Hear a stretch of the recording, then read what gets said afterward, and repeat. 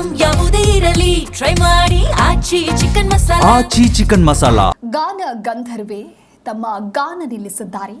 ಮೈಸೂರಿನಲ್ಲಿ ಎಸ್ ಜಾನಕಿ ವಿಧಿವಶರಾಗಿದ್ದಾರೆ. ಮೈಸೂರಿನಲ್ಲಿ ಜಾನಕಿಯವರ ಅಂತಿಮ ದರ್ಶನಕ್ಕೆ ವ್ಯವಸ್ಥೆಯನ್ನ ಮಾಡಲಾಗಿದೆ. ಮಹಾರಾಜ ಕಾಲೇಜು ಮೈದಾನದಲ್ಲಿ ಸಿದ್ಧತೆಗಳು ಸಾಗ್ತಾ ಇದೆ. ಆಂಬ್ಯುಲೆನ್ಸ್ನಲ್ಲಿ ಮೈದಾನಕ್ಕೆ ಪಾರ್ಥಿವ ಶರೀರವನ್ನ ರವಾನೆ ಮಾಡಲಾಗುತ್ತೆ. ಈಗಾಗಲೇ ಜನಸಾಗರ ಮೈದಾನದತ್ತ ಹರಿದು ಬರ್ತಾ ಇದೆ. ಎಸ್ ಜಾನಕಿ ಅವರಿಗೆ ಅಂತಿಮ ನಮನವನ್ನ ಸಲ್ಲಿಸೋದಕ್ಕೆ ಸಾಕಷ್ಟು ಜನ ಅಭಿಮಾನಿಗಳು, ಗಣ್ಯಾತಿ ಗಣ್ಯರು, ರಾಜಕೀಯ ನಾಯಕರು ಸೇರಿದಂತೆ ನಟ ನಟಿಯರು ಕೂಡ ಮಹಾರಾಜ ಕಾಲೇಜು ಗ್ರೌಂಡ್ಸ್ನತ್ತ ತೆರಳುತ್ತಾ ಇದ್ದಾರೆ. ಸ್ವರಯಾನ ಮುಗಿದಿದ್ದು ಭಾರತೀಯ ಸಂಗೀತ ಲೋಕಕ್ಕೆ ಕತ್ತಲೆ ಆವರಿಸಿದಂತಾಗಿದೆ. ಭಾರತದ ಗಾನ ಕೋಗಿಲೆ ಗಾನ ನಿಲ್ಲಿಸಿದ್ದಾರೆ. ಇವರ ನಿಧನಕ್ಕೆ ಬಹಳಷ್ಟು ಜನರು ಸಂತಾಪವನ್ನ ವ್ಯಕ್ತಪಡಿಸಿದ್ದಾರೆ. ಸಂಗೀತ ಲೋಕದಲ್ಲಿ ಒಂದು ಕಡೆ ಮೌನ ಆವರಿಸಿದೆ. ಅಂತಿಮ ನಮನಕ್ಕೆ ಒಂದು ಕಡೆ ಸಿದ್ಧತೆಗಳಾಗ್ತಾ ಇದೆ. ಅದಕ್ಕೂ ಮುನ್ನ ಇವರ ಮನೆಯಲ್ಲಿಯೂ ಕೂಡ ಸಕಲ ವಿಧಿವಿಧಾನಗಳು ಏನಿದೆ ಅವೆಲ್ಲವನ್ನ ಕೂಡ ಪೂರ್ಣಗೊಳಿಸಲಾಗಿದೆ. ಅಂದರೆ ಪಾರ್ಥಿವ ಶರೀರಕ್ಕೆ ಪೂಜೆಯನ್ನ ಸಲ್ಲಿಕೆ ಮಾಡಲಾಗಿದೆ. ಅದಾದ ನಂತರದಲ್ಲಿ ಮಹಾರಾಜ ಗ್ರೌಂಡ್ಸ್ಗೆ ಈಗ ಅಂತಿಮ ದರ್ಶನಕ್ಕೂ ಕೂಡ ಇನ್ನೊಂದು ಕಡೆ ವ್ಯವಸ್ಥೆಯನ್ನ ಮಾಡಲಾಗ್ತಾ ಇದೆ. ಕಣಿಯನಹುಂಡಿಯ ತೋಟದಲ್ಲಿ ಅಂತ್ಯಕ್ರಿಯೆ ನಡೆಯುತ್ತೆ. ಒಟ್ಟಾರೆ ಈಗ ಅಂತಿಮ ನಮನಕ್ಕಾಗಿ ಸಿದ್ಧತೆಗಳಾಗಿದೆ. ಸಾಕಷ್ಟು ಜನ ಅಭಿಮಾನಿಗಳು ಬೆಳಗ್ಗೆಯಿಂದಲೇ ಬಂದು ಕಾದು ನಿಂತಿದ್ದಾರೆ. ಸಂಜೆ ನವೀನ್ ಫಾರ್ಮ್ ಹೌಸ್ನಲ್ಲಿ ಅಂತಿಮ ಸಂಸ್ಕಾರ ನೆರವೇರುತ್ತೆ. ಮೈಸೂರು ತಾಲೂಕಿನ ಕಣಿಯನಹುಂಡಿ ಫಾರ್ಮ್ ಹೌಸ್ನಲ್ಲಿ ಸಕಲ ಸರ್ಕಾರಿ ಗೌರವಗಳೊಂದಿಗೆ ಅಂತಿಮ ಸಂಸ್ಕಾರವನ್ನ ನೆರವೇರಿಸಲಾಗುತ್ತೆ. ದೃಶ್ಯದಲ್ಲಿ ಗಮನಿಸ್ತಾ ಇದ್ದೀರಾ, ಸಾಕಷ್ಟು ಜನ ಈಗಾಗಲೇ ಇವರ ಅಂತಿಮ ನಮನಕ್ಕಾಗಿ ಬಂದಿದ್ದಾರೆ.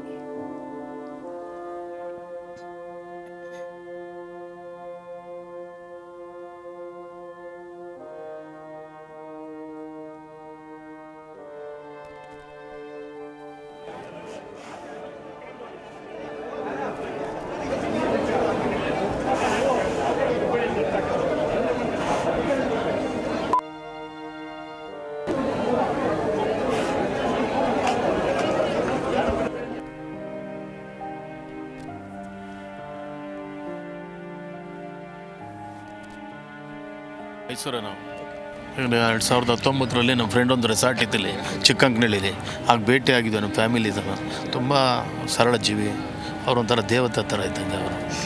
ಅವರನ್ನು ಈ ಒಂದು ಶತಮಾನದಲ್ಲಿ ಆ ಒಂದು ಅಂತ್ಯ ಆಗಿದೆ. ಆ ಥರದವ್ರು ಮತ್ತೆ ಬರೋದಿಲ್ಲ ಆ ಥರ ಜನ. ಸೊ ಅವರ ಕಾಲದಲ್ಲಿ ನೀವು ಕೇಳ್ತಿರೋಂಥ ಸಾಂಗು ಇವತ್ತು ಕೂಡ ಕೇಳ್ತಿರೋ ಸಾಂಗು ಏನು ವ್ಯತ್ಯಾಸ? ಕೇಳ್ತಾ ಇದ್ರೆ ಆನಂದ, ಸಂತೋಷ ಸಿಗೋದು. ಅದು ಸಾವಿರಾರು ಹಾಡುಗಳನ್ನ ಹಾಡಿದಂತಹ ಗಾನ ಕೋಗಿಲೆ ಎಸ್ ಜಾನಕಿಯವರು ನಿಧನ ಹೊಂದಿದ್ದು ಈಗಾಗಲೇ ಅಂತಿಮ ನಮನಕ್ಕೆ ಒಂದು ಕಡೆ ಸಿದ್ಧತೆಗಳಾಗಿದೆ. ಇನ್ನೊಂದು ಕಡೆ ಸಾಕಷ್ಟು ಜನ ಅಭಿಮಾನಿಗಳು ಕೂಡ ಇವರ ದರ್ಶನಕ್ಕಾಗಿ ಬರ್ತಾ ಇದ್ದಾರೆ. ಅಂತಿಮ ನಮನವನ್ನ ಸಲ್ಲಿಕೆ ಮಾಡುವುದಕ್ಕೆ ಒಟ್ಟಾರೆಯಾಗಿ ಇದೀಗ ಸಾಕಷ್ಟು ಜನ ಅಭಿಮಾನಿಗಳು ಕೂಡ ಒಂದು ಕಡೆ ಆಗಮಿಸ್ತಾ ಇದ್ದಾರೆ. ಕನ್ನಡ, ಹಿಂದಿ, ತೆಲುಗು ಸೇರಿದಂತೆ ಸುಮಾರು 17ಕ್ಕೂ ಹೆಚ್ಚು ಭಾಷೆಗಳಲ್ಲಿ ಸುಮಾರು 48,000ಕ್ಕೂ ಹೆಚ್ಚು ಹಾಡುಗಳನ್ನು ಸರಳತನ ನೆನೆಸ್ಕೊಳ್ಬೇಕು. ಈ ಥರದ ಹಾಡಿಲ್ಲ ಅಂತಿಲ್ಲ, ಎಲ್ಲ ರೀತಿಯ ಹಾಡುಗಳನ್ನ, ಭಕ್ತಿಗೀತೆ ಆಗಿರ್ಬೋದು, ಭಾವಗೀತೆ ಆಗಿರ್ಬೋದು, ಕ್ಲಬ್ ಸಾಂಗ್ಸ್ ಆಗಿರ್ಬೋದು, ಎಲ್ಲ ರೀತಿಯ ಹಾಡುಗಳಿಗೆ ಎಲ್ಲ ಗಾಯಕರಿಗೆ ಒಂದು ಎನ್ಸೈಕ್ಲೋಪೀಡಿಯಾ ಅಂತ ಹೇಳ್ಬೋದು. ಇವತ್ತು ಇಷ್ಟು ಜನರು ಅವರನ್ನು ಎಷ್ಟೋ ದೂರದಿಂದ ಬಂದು ಅವರನ್ನು ನೋಡ್ತಾ ಇದ್ದಾರೆ ಅಂದರೆ ಅವ್ರು ಗಳಿಸಿರುವಂಥ ಪ್ರೀತಿ, ವಿಶ್ವಾಸ ಅಷ್ಟೇ ಸಾಕ್ಷಿ ಆಗುತ್ತೆ. ನಮ್ಮಂಥ ಗಾಯಕರಿಗೆ ಅವ್ರ ಆರಾಧದಲ್ಲಿ ಇದ್ವಿ ಅಂತ ಹೇಳೋದೇ ನಾವೊಂದು ಸಂತೋಷ. ಸುಮಾರು ವೇದಿಕೆಗಳಲ್ಲಿ ಅವ್ರನ್ನ ಹಂಚ್ಕೊಂಡಿದ್ದೀನಿ ಗಾಯನದಲ್ಲಿ. ಮುಂದಿನ ಯುವ ಪೀಳಿಗೆಗೆ ಅವರ ಹಾಡುಗಳೇ ದೊಡ್ಡ ಮಾರ್ಗದರ್ಶನ ಆಗುತ್ತೆ ಅಂತ ಹೇಳ್ತೀನಿ. ಅಮ್ಮನ ಆತ್ಮಕ್ಕೆ ಶಾಂತಿ ಸಿಗಲಿ. ಅಮ್ಮ ತುಂಬ ಎಲ್ಲರನ್ನೂ ಪ್ರೀತಿಯಾಗಿ, ವಿಶ್ವಾಸವಾಗಿ, ಸಂತೋಷವಾಗಿ ಕಳಿಸಿದ್ದಾರೆ. ನಾವು ಅವ್ರನ್ನ ಕಳಿಸ್ಕೊಡ್ಬೇಕು. Thank you.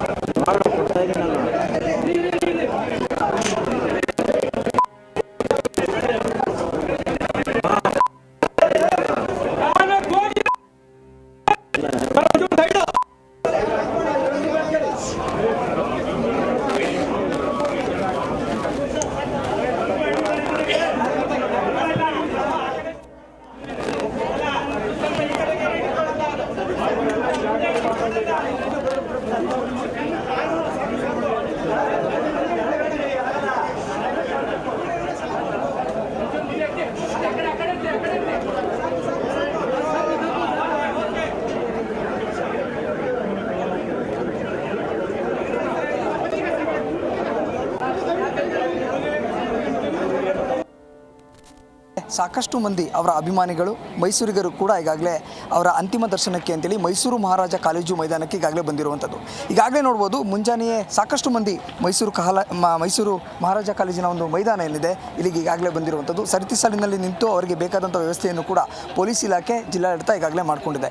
ಮಾತ್ರ ಅಲ್ಲ, ಸಾಕಷ್ಟು 17,000ಕ್ಕೂ ಹೆಚ್ಚು ಗೀತೆಗಳನ್ನು ಈಗಾಗಲೇ ಆಡಿರುವಂಥದ್ದು. ಪ್ರಮುಖವಾಗಿ ಬೆಳಗ್ಗೆಯಿಂದಲೇ ಅವರ ಮೈಸೂರಿನ ಬೋಗಾದಿಯ ಒಂದು ನಿವಾಸದಲ್ಲಿ ಗಣ್ಯರಿಂದ ಸಾಕಷ್ಟು ಅಂತಿಮ ದರ್ಶನವೂ ಕೂಡ ಈಗಾಗಲೇ ನೆರವೇರಿರುವಂಥದ್ದು. ಸದ್ಯಕ್ಕೆ ಈಗ ಸಾಕಷ್ಟು ಅಭಿಮಾನಿಗಳಿದ್ದಾರೆ, ಅವರೊಟ್ಟಿಗೆ ಮಾತಾಡಿಸ್ತಾ ಹೋಗ್ತೀನಿ. ಸರ್, ಎಲ್ಲಿಂದ ಬಂದಿದ್ದೀರಿ? ಅಲ್ಲ, ನೀವು ಏನು ನೋಡಿದ್ರಿ? ಮೈಸೂರಲ್ಲಿ ಅವರ ಗೀತೆಗಳನ್ನು ಕೇಳಿದ್ವಿ, ಹಳೆಯ ಸಾಂಗ್ಗಳು ಕೇಳಿದ್ವಿ, ಸುಮಾರು ಕೇಳಿದ್ವಿ. ಹೌದು ಸರ್, ಎಲ್ಲಿಂದ ಬರ್ತಿದ್ದೀರಿ? ಸರ್, ಮೈಸೂರೇ ನಾವು. 2019ರಲ್ಲಿ ನಮ್ಮ ಫ್ರೆಂಡ್ ಒಂದು ರೆಸಾರ್ಟ್ ಇದ್ದಲ್ಲಿ ಚಿಕ್ಕಂಕನಳ್ಳಿಲಿ, ಆಗ ಭೇಟಿ ಆಗಿದ್ದೆ ನಮ್ಮ ಫ್ಯಾಮಿಲಿ. ತುಂಬ ಸರಳ ಜೀವಿ, ಅವರೊಂಥರ ದೇವತೆ ಥರ ಇದ್ದಂಗೆ ಅವರನ್ನು ಈ ಒಂದು ಶತಮಾನದಲ್ಲಿ ಆ ಒಂದು ಅಂತ್ಯ ಆಗಿದೆ.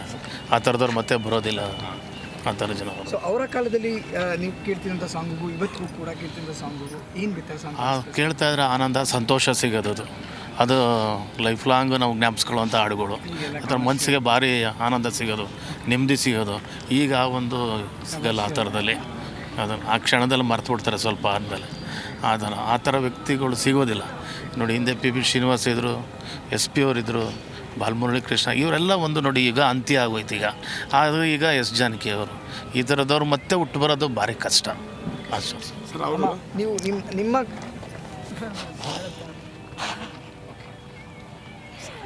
ಮೂಲತಃ ಅವರು ತೆಲುಗು ಭಾಷಿಕರು, ಆದರೆ ಕನ್ನಡ ಭಾಷೆ ಬಗ್ಗೆ ಅತೀವವಾದಂತಹ ಪ್ರೀತಿ. ಆ ಪ್ರೀತಿನೇ ಅವರು ಮೈಸೂರಿನಲ್ಲಿ ಅವರ ಜೀವನವನ್ನು ಕೊನೆ ಮಾಡೋದಕ್ಕೆ ವಿಧಿ ಅವಕಾಶ ಮಾಡಿಕೊಟ್ಬಿಟ್ಟಿದೆ. ಮಹಾನ್ ಗಾಯಕಿ, 48,000 ಗೀತೆಗಳನ್ನು ಹಾಡೋದು ಅಂದರೆ, ಅದರಲ್ಲೂ ಅಷ್ಟು ಗೀತೆಗಳನ್ನು ಹಾಡಿದರೂ ವಿನಯದ ಸಾಕಾರ ಮೂರ್ತಿ ಅವರು.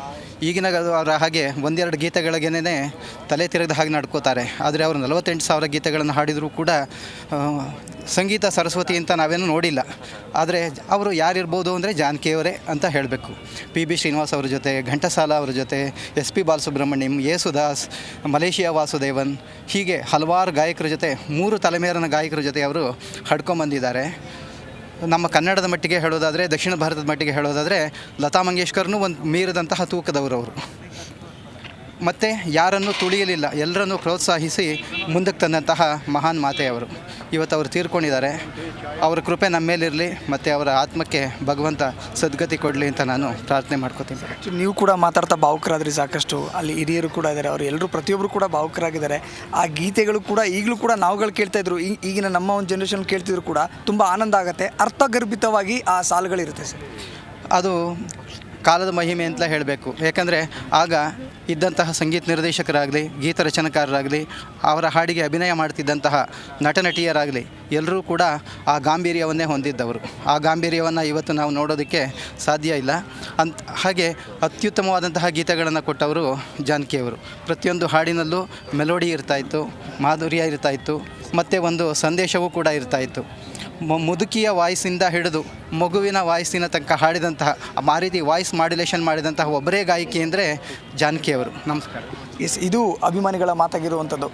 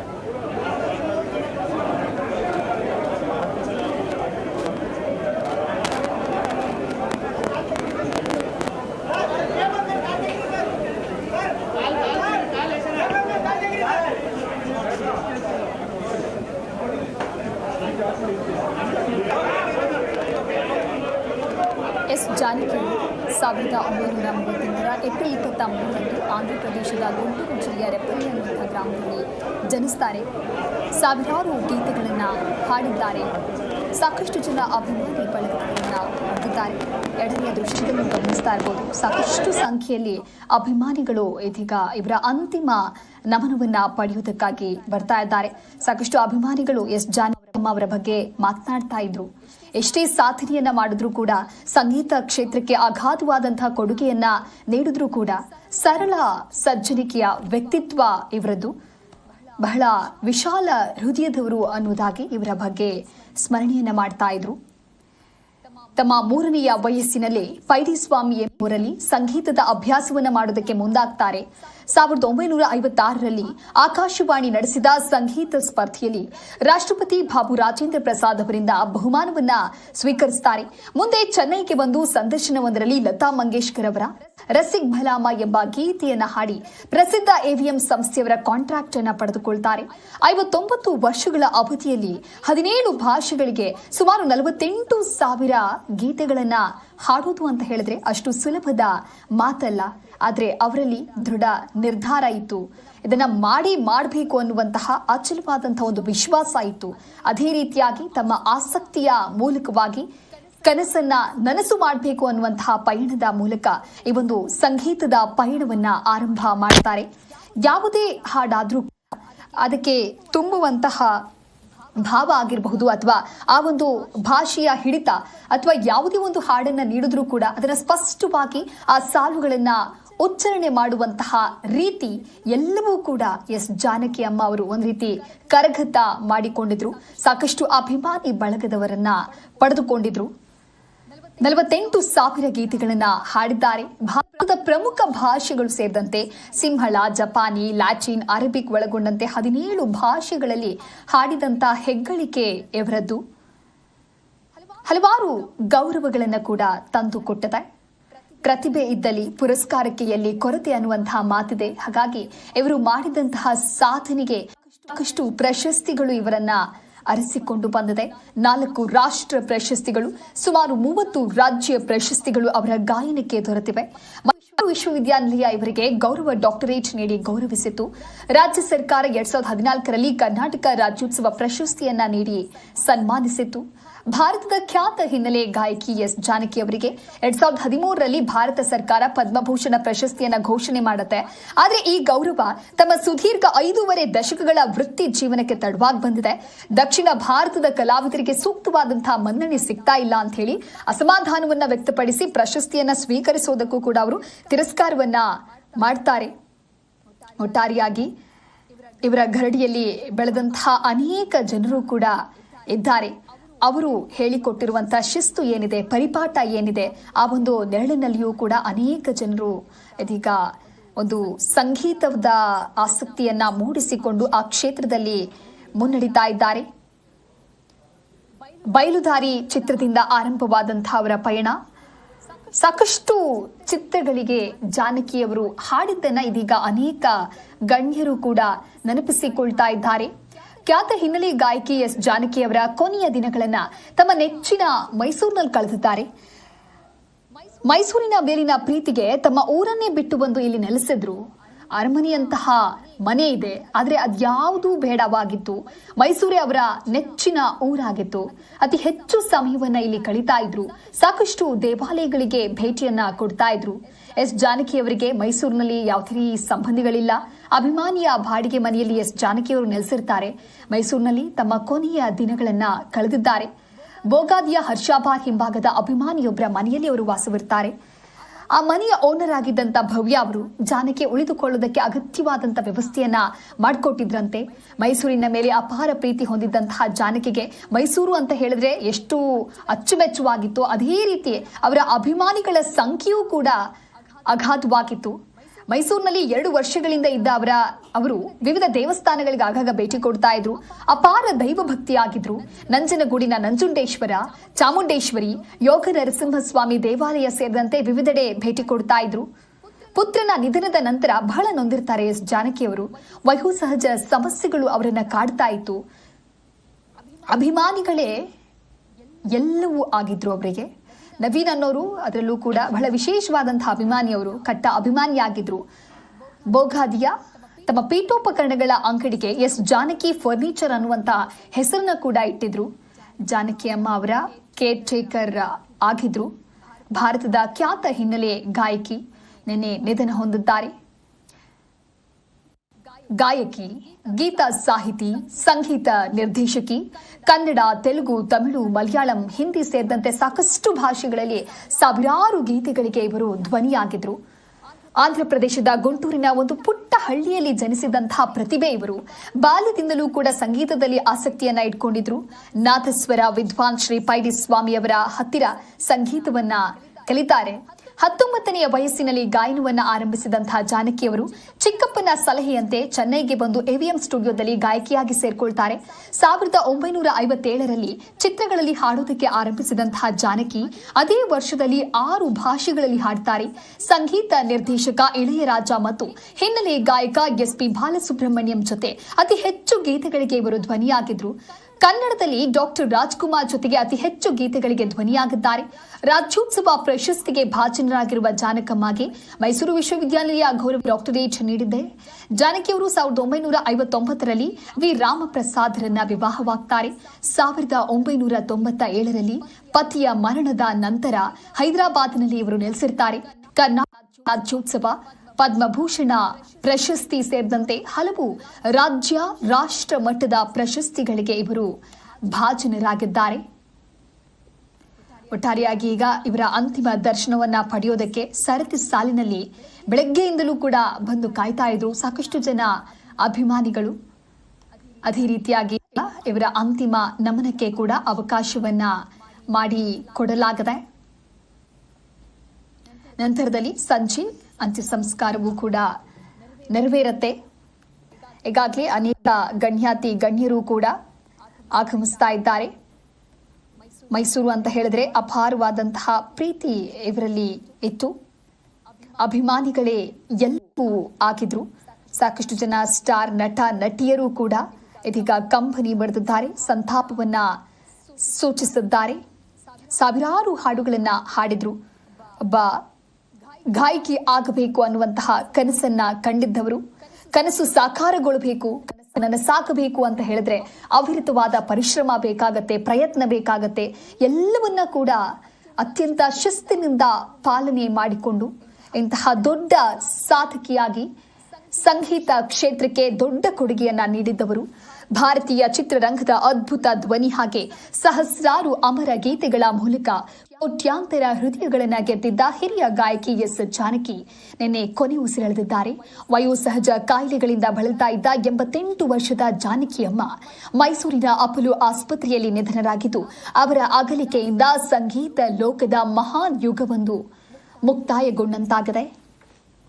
ಗುಂಟೂರಿನಿಂದ ಚೆನ್ನೈನವರೆಗೆ ಸಾಗಿದ ಇವರ ಗಾನಯಾನ. ಜಾನಕಿಯವರು 1938ರ ಏಪ್ರಿಲ್ 26 ಆಂಧ್ರಪ್ರದೇಶದ ಗುಂಟೂರು ಜಿಲ್ಲೆಯ ಪಲ್ಲಪಟ್ಲ ಎನ್ನುವಂತ ಪುಟ್ಟ ಹಳ್ಳಿಯಲ್ಲಿ ಜನಿಸ್ತಾರೆ. ಬಾಲ್ಯದಿಂದಲೇ ಸಂಗೀತದ ಕಡೆಗೆ ಅಪಾರ ಹೊಂದಿದ್ರು. ಶಾಸ್ತ್ರೀಯ ಸಂಗೀತಗಾರರಾದ ಪೈಡಿಸ್ವಾಮಿ ಅವರಿಂದ ಸಂಗೀತದ ಆರಂಭಿಕ ಪಾಠಗಳನ್ನು ಕಲಿತಾರೆ. ಸಂಗೀತ ಕ್ಷೇತ್ರದಲ್ಲಿ ದೊಡ್ಡ ಸಾಧನೆಯನ್ನ ಮಾಡಬೇಕು ಅನ್ನುವಂತ ಅಚಲ ಕನಸಿನೊಂದಿಗೆ ಜಾನಕಿಯವರು ತಮ್ಮ 20ನೇ ವಯಸ್ಸಿನಲ್ಲೇ ಅಂದಿನ ಮದ್ರಾಸ್ ನಗರಕ್ಕೆ ಹೆಜ್ಜೆ ಇಟ್ಟರು. ಅಲ್ಲಿಂದ ಆರಂಭವಾದ ಅವರ ಗಾಯನದ ಪಯಣ ಭಾರತೀಯ ಚಿತ್ರರಂಗದ ಇತಿಹಾಸದಲ್ಲೇ ಹೊಸ ದಾಖಲೆಯನ್ನ ಬರೆಯಿತು. ಎಸ್ ಜಾನಕಿ ಅವರ ಕಂಠಸಿರಿಗೆ ಯಾವುದೇ ಭಾಷೆಯ ಗಡಿ ಇರಲಿಲ್ಲ. ಕನ್ನಡ, ತೆಲುಗು, ತಮಿಳು, ಮಲಯಾಳಂ, ಹಿಂದಿ, ಸಂಸ್ಕೃತ, ಒಡಿಯಾ, ತುಳು, ಉರ್ದು, ಪಂಜಾಬಿ, ಬಂಗಾಳಿ ಹಾಗೂ ಕೊಂಕಣಿ ಸೇರಿದಂತೆ 20ಕ್ಕೂ ಹೆಚ್ಚು ಭಾರತೀಯ ಭಾಷೆಗಳಲ್ಲಿ ಅವರು ಹಾಡಿದ್ದಾರೆ. ತಮ್ಮ ಸುದೀರ್ಘ ವೃತ್ತಿ ಜೀವನದಲ್ಲಿ ಬರೋಬ್ಬರಿ 48,000ಕ್ಕೂ ಹೆಚ್ಚು ಗೀತೆಗಳಿಗೆ ಧ್ವನಿಯಾಗೋದ್ರ ಮೂಲಕ ಇಡೀ ದೇಶದ ಮನ ಗೆದ್ದಿದ್ರು. ವಿಶೇಷವಾಗಿ ಕನ್ನಡ ಚಿತ್ರರಂಗದಲ್ಲಿ ಅವರ ಸ್ಪಷ್ಟವಾದಂಥ ಉಚ್ಚಾರಣೆ ಮತ್ತು ಧ್ವನಿ ಬದಲಾವಣೆಯ ಚಾತುರ್ಯ ಕನ್ನಡಿಗರು ಅವರನ್ನ ತಮ್ಮದೇ ರಾಜ್ಯದ ಗಾಯಕಿ ಎನ್ನುವಂತೆ ಅಪ್ಪಿಕೊಳ್ಳುವಂತೆ ಮಾಡಿತ್ತು. ಪೂಜಿಸಲೆಂದೇ ಹೂಗಳ ತಂದೆ, ಗಗನವೂ ಎಲ್ಲೋ ಚೇತನವೂ ಎಲ್ಲೋ, ಒಮ್ಮೆ ನಿನ್ನನ್ನ ಕಣ್ತುಂಬ ನೋಡು, ನಂಬಿದೆ ನಿನ್ನ ನಾಗ ದೇವತೆಯೇ, ಬರೆದೆ ನೀನು ನಿನ್ನ ಹೆಸರ ಸೇರಿದಂತೆ ಸಾಕಷ್ಟು ಹಾಡನ್ನ ಇವರ ಧ್ವನಿಯಲ್ಲಿ ಹಾಡಿದ್ದಾರೆ.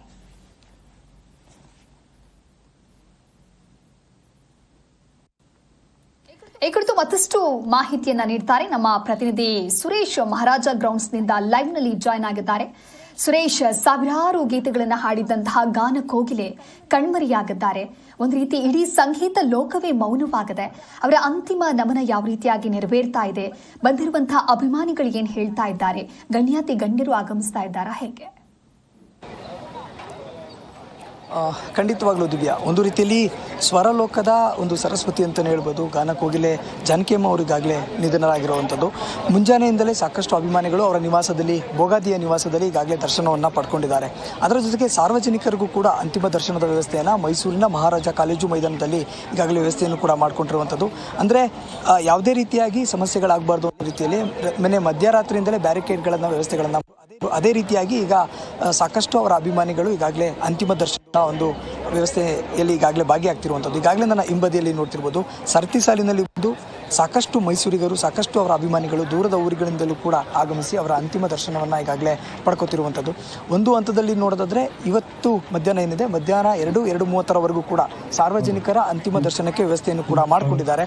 ಇದಾದ ನಂತರದಲ್ಲಿ HD ಕೋಟೆ ರಸ್ತೆಯಲ್ಲಿರುವಂಥ ಅವರ ಕಣಿಯನ ಉಂಡಿ ಆ ಒಂದು ಫಾರ್ಮ್ ಹೌಸ್ ಏನಿದೆ, ಅಲ್ಲಿ ಅಂತ್ಯ ಸಂಸ್ಕಾರ ಒಂದು ವಿಧಿವಿಧಾನವನ್ನು ಕೂಡ ಮಾಡುವಂಥದ್ದು. ಪ್ರಮುಖವಾಗಿ ಅವರು ಬ್ರಾಹ್ಮಣ ಒಂದು ಸಮಾಜ ಹಿನ್ನೆಲೆಯಲ್ಲಿ ಆ ಒಂದು ವಿಧಿವಿಧಾನದಲ್ಲಿ ಆ ಒಂದು ಸಂಪ್ರದಾಯದಂತೆ ಈಗಾಗಲೇ ಅಂತ್ಯ ಸಂಸ್ಕಾರ ಮಾಡೋದಕ್ಕೆ ಎಲ್ಲ ರೀತಿಯ ಸಿದ್ಧತೆಗಳನ್ನು ಮಾಡ್ಕೊತಿರುವಂಥದ್ದು. ಸಾಕಷ್ಟು ಅಭಿಮಾನಿಗಳಿದ್ರೆ ಅವ್ರ ಹತ್ರ ಮಾತಾಡ್ತಾ ಹೋಗ್ತೀನಿ. ಮೇಡಮ್, ಅವರ ಗೀತೆಗಳನ್ನು ಕೇಳಿದ್ದೀರಾ? ಏನು ಅನಿಸುತ್ತೆ? ಗೀತೆಗಳನ್ನು ಕೇಳಿದ್ದೀವಿ, ತುಂಬ ಚೆನ್ನಾಗಿದೆ. ಆ ಮೇಡಮ್ ಅವ್ರು ಅಷ್ಟಾಗಿ ನಮ್ಗೆ ಗೊತ್ತಿಲ್ಲ, ಅಂದರೆ ಈಗ 26 ಏಜ್ ಅಷ್ಟೇ ನನಗೆ. ಬಟ್ ಅವ್ರದ್ದು ಹಾಡುಗಳು ತುಂಬ ಇಷ್ಟ. 88 ಇಯರ್ಸು, ಅದು 48,000 ಹಾಡುಗಳು ಆಡಿದ್ದಾರೆ. ತುಂಬ ಖುಷಿಯಾಗುತ್ತೆ ಸರ್. ಮತ್ತು ಇನ್ನೂ ಅವರು ಒಂದು 10 ವರ್ಷ 20 ವರ್ಷ ಹೆಚ್ಚಿಗೆ ಬದುಕಬೇಕಾಗಿತ್ತು ಸರ್. ಇನ್ನೂ ಸುಮಾರು ಹಾಡುಗಳು ಹಾಡ್ತಾಯಿದ್ರು. ಅವರ ಗೀತೆಗಳು ಇನ್ನೂ ಚೆನ್ನಾಗಿ ಮೂಡಿ ಬರ್ತಾಯಿದ್ವು. SPB ಸರ್ ಆಗಲಿ, ಜಾನಕಿ ಅಮ್ಮ ಅವರಾಗಲಿ, ಒಳ್ಳೆ ತುಂಬ ಸಿಂಗರ್ ಸರ್. ಸರ್, ನಿಮ್ಮ ಕಾಲದ ಗೀತೆಗಳನ್ನು ಕೇಳೋದಕ್ಕೆ ಈಗಲೂ ಕೂಡ ಖುಷಿ ಆಗುತ್ತೆ ಆ ಒಂದು ಕಾಲದಲ್ಲಿ. ಸೊ ಹೇಗಿತ್ತು ಸರ್ ಆ ಒಂದು? ಖಂಡಿತ ಇವರೆಲ್ಲ ಗಂಧರ್ವರು. ಹಾಗಾಗಿ ಇವರು ಜನ್ಮ ತಾಳಿರೋದೇ ಈ ದಿವ್ಯವಾಗಿರ್ತಕ್ಕಂಥ ಈ ಸಮಾಜಕ್ಕೆ, ಈ ಪ್ರಪಂಚಕ್ಕೆ ಒಂದು ಗಂಧರ್ವದ ಗಾನ ಕೊಡಲಿಕ್ಕೆ. ಹಾಗಾಗಿ ಅವರೆಲ್ಲ ದೇವಮಾನವರು. ಹಾಡು ಅಂದಾಗ ಅದು ನಾವೆಲ್ಲ ಹರಿದಾಸರು. ಹಾಡು ಅಂದಾಗ ಅದಕ್ಕೆ ಮಧುರತೆ ಏನಿದೆ ಜಗತ್ತಿನಲ್ಲಿ ಕೊಡುವಂತಹ ಪ್ರಕೃತಿಯನ್ನೆಲ್ಲ ಗಾನಕ್ಕೆ ಸೇರಿಸಿದ್ದಾರೆ. ಹಾಗಾಗಿ ಅವರೆಲ್ಲರಿಗೂ ಅವ್ರಿಗೆ ನಮ್ಮ ಭಕ್ತಿಪೂರ್ವಕ ನಮಸ್ಕಾರ ಸಲ್ಲಿಸ್ತೇವೆ ಅಷ್ಟೇ. ಗೀತೆಗಳನ್ನು ಕೇಳಿದ್ದೀರಾ ಸರ್? ನಮಸ್ತೆ. ನಾನು ಮೊದಲಿಗೆ ಅಮ್ಮನ ಆತ್ಮಕ್ಕೆ ಶಾಂತಿ ಸಿಗಲಿ ಅಂತ ಭಗವಂತನಲ್ಲಿ ಪ್ರಾರ್ಥಿಸ್ತೀನಿ. ಒಂದೇನಪ್ಪ ಅಂತಂದರೆ, ನಮ್ಮ ಮನೇಲಿ ಬೆಳಿಗ್ಗೆ ಪ್ರಾರಂಭ ಆಗೋದೇ ಅಮ್ಮನ ಹಾಡಿಂದನೇ. ಏಕೆಂದರೆ ಯಾವ ಹಾಡು ಹಾಕಿದ್ರು ನನ್ನ ಮಗಳೇನು ಮಾಡ್ತಾಳೆ, ಸ್ಟಾಕ್ ಹೋದೆ ಜಾನಕಿ ಅಮ್ಮ ಅವರ ಹಾಡು. ಆ ಹಾಡನ್ನು ಸ್ಟಾರ್ಟ್ ಮಾಡ್ತಾ ನಮ್ಮ ದಿನ ಸ್ಟಾರ್ಟ್ ಆದರೆ ರಾತ್ರಿ ನಾವು ಮಲಗಬೇಕಾದ್ರೂ ಹಾಡನ್ನು ಕೇಳಿ, ನಮ್ಮಲ್ಲಿ ನಮ್ಮ ಫ್ಯಾಮಿಲಿಗೆ ಹಾಡು ಕೇಳೋದು ಅಂದರೆ ತುಂಬ ಇಷ್ಟ. ಅದರಲ್ಲೂ ಜಾನಕಿ ಅಮ್ಮನ ಹಾಡು ಕೇಳೋದು ಅಂದರೆ ಬಹಳ ಇಷ್ಟ. ಒಂದೇನಪ್ಪ ಅಂತಂದರೆ, ಅಮ್ಮ ನಮ್ಮ ಅಕ್ಕಪಕ್ಕದಲ್ಲೇ ಇದ್ಕೊಂಡು, ನಾವು ಬೋಗದಿ ಗ್ರಾಮದವ್ರೆ, ಇಲ್ಲೇ ನಮಗೆ ಮಾಹಿತಿ ಗೊತ್ತಿಲ್ಲ ಅಮ್ಮ ಇಲ್ಲಿದ್ದಾರೆ ಅಂತ. ರಾತ್ರಿ ಕೇಳಿ ಎಷ್ಟು ದುಃಖ ಆಗಿದೆ ಅಂದರೆ ಮನೆ ಕುಟುಂಬದವರೆಲ್ಲ ಕಣ್ಣೀರು ಹಾಕಿದ್ದೀವಿ. ಅಷ್ಟು ನೋವಾಗಿದೆ ನಮಗೆ. ಯಾಕೆಂದರೆ ಅರ್ಷಾಬಾರ್ ಸುತ್ತಮುತ್ತ ಯಾವಾಗಲೂ ದಿನಕ್ಕಿಲ್ಲ ಅಂದರೂ ಒಂದು 10-12 ಬಾರಿ ಓಡಾಡ್ತಿರ್ತೀವಿ. ಆದರೆ ಅಮ್ಮ ಇಲ್ಲಿದ್ದಾರೆ ಅನ್ನೋದು ನಮಗೆ ಗೊತ್ತಿರಲಿಲ್ಲಲ್ಲ. ಒಂದು ಖುಷಿ ವಿಚಾರ ಏನು ಅಂದರೆ, ಅವ್ರು ಎಲ್ಲೇ ಹುಟ್ಟಿರಲಿ, ಆದರೆ ನಮ್ಮ ಭೂಮಿ, ನಮ್ಮ ಮೈಸೂರಲ್ಲಿ ಅದು ನಮ್ಮ ಅಕ್ಕಪಕ್ಕ ಹಳ್ಳಿಯಲ್ಲಿ ಅವರ ಅಂತ್ಯ ಸಂಸ್ಕಾರ ಆಗ್ತಾ ಇದೆಯಲ್ಲ, ಅದು ನಮಗೆ ಕೋಟಿ ಪುಣ್ಯ ಅಂತ ನಾವು ಹೇಳ್ತೀವಿ. ಏನೋ ಒಂಥರ ಹೆಮ್ಮೆ ಅನ್ನಿಸ್ತಾ ಇದೆ. ಅಮ್ಮ ಹೋಗಿದ್ದಾರೆ ಅನ್ನೋದು ದುಃಖ ಅನ್ನೋದೊಂದು ಬಿಟ್ಟರೆ, ನಮ್ಮ ಭೂಮಿಯಲ್ಲಿ ಮಣ್ಣು ಹಾಕ್ತಾ ಇದ್ದಾರಲ್ಲ, ನಮ್ಮ ಅಕ್ಕಪಕ್ಕದಲ್ಲಿ ಅವರು ಉಳ್ಕೋತಾ ಇದ್ದಾರಲ್ಲ, ಅವರ ಒಂದು ಸಮಾಧಿ ಏನಿದೆ ಇಲ್ಲಿ ಅಜರಾಮರವಾಗಿ ಉಳ್ಕೊಳ್ಳುತ್ತಲ್ಲ ಅನ್ನೋದು ಬಹಳ ಹೆಮ್ಮೆ ಇದೆ ಸರ್ ನನಗೆ. ಆ ಒಂದು ಖುಷಿ ನಮಗೆ ಹೇಳ್ಕೊಳಕ್ಕಾಗ್ತಿಲ್ಲ. ಬಟ್ ಅಮ್ಮ ನಮ್ಮನ್ನೆಲ್ಲ ಬಿಟ್ಟು ಹೋಗಿರೋದು ತುಂಬ ದುಃಖ ಇದೆ ಸರ್. ಯಾವ ಗೀತೆಗಳನ್ನು ಆಡ್ತೀರ ಅವ್ರನ್ನ ನೆನಪಾದ? ಅಯ್ಯೋ ಸರ್, ಆಲ್ಮೋಸ್ಟ್ ಅವ್ರದ್ದು ರವಿಚಂದ್ರನ್ ಸಾಂಗ್ಸ್ ಎಲ್ಲ ಹಾಡಿರೋದೇ ಅಮ್ಮನವರು. ಮತ್ತು ಭಕ್ತಿ ಗೀತೆಗಳು, ರಾಘವೇಂದ್ರ ಸ್ವಾಮಿ ಗೀತೆಗಳಿರ್ಬೋದು, ಪ್ರತಿಯೊಂದು ಗೀತೆನೂ ಕೇಳ್ತೀವಿ. ಅದರಲ್ಲೂ ಸ್ವಲ್ಪ ರವಿಚಂದ್ರನ್ ಸಾಂಗ್ಸ್ ಅಂದರೆ ನಮಗೆ ತುಂಬ ಇಷ್ಟ ಸರ್. ಹಂಗಾಗಿ ಎಲ್ಲ ಹಾಡನ್ನು ನಾವು, ರಾಮಾಚಾರಿ ಹಾಡು ಏನಿದೆ, ಮತ್ತು ಕಾಯಿ ನುಗ್ಗೆಕಾಯಿ ಇರ್ಬೋದು, ಇನ್ನೂ ಹಲವಾರು ಸರಿ ಹೇಳಲಿಕ್ಕೆ ಒಂದಲ್ಲ ಎರಡಲ್ಲ ಸಾವಿರಾರು ಸಾಂಗ್ಸ್. ಈಗ ಏನಾಗ್ತಾಯಿದೆ ಅಂದರೆ, ಈ ಸಿಚುವೇಷನಲ್ಲಿ ನಮಗೆ ಒಂಥರ ದುಃಖ ತಡೆಯೋಕ್ಕೂ ಆಗ್ತಾಯಿಲ್ಲ, ಮತ್ತು ಹೇಳೋಕ್ಕೂ ನಮಗೆ ಅದು ಅಸಾಧ್ಯ ಸರ್. ಅಷ್ಟು ಹಾಡುಗಳಿದೆ. ತುಂಬ ಖುಷಿ ವಿಚಾರ ಏನಂದರೆ, ಅಮ್ಮ ನಮ್ಮ ಪಕ್ಕದಲ್ಲೇ ಇದಾಗ್ತಾ ಇದ್ದಾರಲ್ಲ ಅನ್ನೋದು ಅದೊಂದು ಖುಷಿ. ಬಟ್ ತುಂಬ ಮಿಸ್ ಮಾಡ್ಕೋತೀವಿ ಸರ್. ನಮಸ್ತೆ ಸರ್, ನಾವು ಮೈಸೂರವರೇ. ನಾವು ಈ ಒಂದು ಇವರ ಹಾಡು ಕೇಳ್ಕೊಂಡೇ ಬೆಳೆದಿದ್ದು. ಸಂಗೀತದಲ್ಲೂ ನಾವು ಅಭ್ಯಾಸ ಮಾಡ್ತಾಯಿದ್ವಿ, ಹಲವಾರು ಆರ್ಕೆಸ್ಟ್ರಾ ಕಾರ್ಯಕ್ರಮಗಳನ್ನ ಕೊಟ್ಟಿದ್ದೀವಿ. ಆಲ್ಮೋಸ್ಟ್ ಅಲ್ಲೆಲ್ಲ ನಾನು ಹಾಡೋ ಎಲ್ಲ ಜಾನಕಮ್ಮನ ಹಾಡುಗಳನ್ನೇ. ತುಂಬ ಮಿಸ್ ಮಾಡ್ತೀವಿ, ಮಿಸ್ ಯು ಜಾನಕಮ್ಮ. ಅವರ ಜನ್ರೇಷನ್ ಇನ್ನು ಮುಂದಕ್ಕೆ ಹುಟ್ಟಲ್ಲ, ಆಗೋದೂ ಇಲ್ಲ. ಆದರೆ ಅವ್ರದ್ದೇ ಒಂದು ಆವಾಹನೆ ಆಗಿ ಮಿರಾಕಿಲ್ ಆಗಿ ಯಾರು ಬರಬೇಕಷ್ಟೆ. ದಿವ್ಯಾ, ಇದಿಷ್ಟು ಇಲ್ಲಿನ ಅಭಿಮಾನಿಗಳು ಸಾರ್ವಜನಿಕರ ಮಾತಾಗಿರುವಂಥದ್ದು. ದಿವ್ಯಾ ಸಾಕಷ್ಟು ಭಾವುಕತೆಯಿಂದ ಮಾತಾಡ್ತಿದ್ದಾರೆ. ಅವರ ಗೀತೆಗಳನ್ನು ಕೇಳಿಕೊಂಡು ಪ್ರತಿದಿನ ಅವರು ಕಳೀತಾ ಇದ್ದಾರೆ. ಆದರೆ ಇವತ್ತು ಮೈಸೂರಿನಲ್ಲಿ ಅವರು ನೆಲೆಸ್ತಾ ಇದ್ದಾರೆ ಶಾಶ್ವತವಾಗಿ ಅನ್ನೋದು ಒಂದು ಫೀಲಿಂಗ್ ಇದೆಯಲ್ಲ, ಅದು ತುಂಬಾ ಖುಷಿ ಕೊಡ್ತಾ ಇದೆ. ಆದರೂ ಕೂಡ ಒಂದು ರೀತಿಯಲ್ಲಿ ಬೇಸರ ಖಂಡಿತವಾಗ್ಲೂ ಇದ್ದೇ ಇದೆ ಅನ್ನೋ ಮಾತುಗಳನ್ನು ಕೂಡ ಈಗಾಗಲೇ ಹೇಳ್ತಿರುವಂಥದ್ದು. Divya, okay, thank you Suresh, ನಿಮ್ಮೆಲ್ಲ ಮಾಹಿತಿ.